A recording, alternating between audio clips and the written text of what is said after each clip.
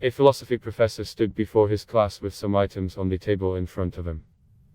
When the class began, wordlessly he picked up a very large and empty mayonnaise jar and proceeded to fill it with rocks, about 2 inches in diameter. He then asked the students if the jar was full. They agreed that it was. So the professor then picked up a box of pebbles and poured them into the jar.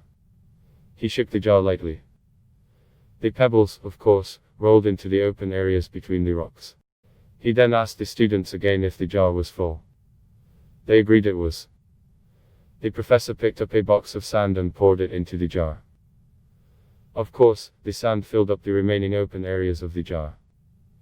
He then asked once more if the jar was full. The students responded with a unanimous yes. Now, said the professor, I want you to recognize that this jar represents your life. The rocks are the important things: your family, your partner, your health, your children, things that if everything else was lost and only they remained, your life would still be full. The pebbles are the other things that matter, like your job, your house, your car.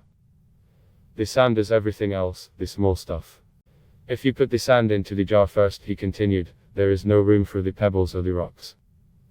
The same goes for your life.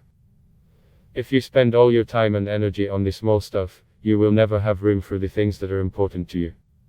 Pay attention to the things that are critical to your happiness. Play with your children. Take your partner out dancing. There will always be time to go to work, clean the house, give a dinner party, or fix the disposal. Take care of the rocks first, the things that really matter. Set your priorities. The rest is just sand.